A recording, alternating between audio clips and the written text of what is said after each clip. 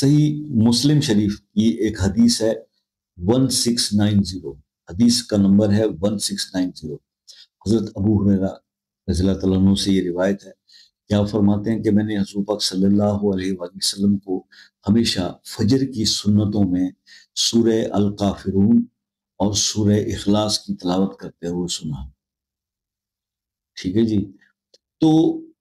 یہ مسنون بات ہو گئی، حدیث کا ریفرنس بھی ہو گیا، تو آپ کو یہی عمل میں آج بتانا چاہ رہا ہوں۔ اگر آپ اپنی زندگی کو بدلنا چاہتے ہو نا، تو سنت سے یہ ثابت تو ہو گیا کہ سرکار یہ دو صورتیں جو ہے وہ پڑھا کرتے تھے فجر کی سنتوں میں۔ تو آپ کوشش کیا کریں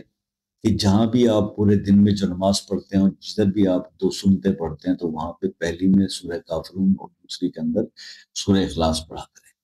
اور اس کو اپنا دستور بنا لیں اور ذہن میں رکھیں، کیونکہ سرکار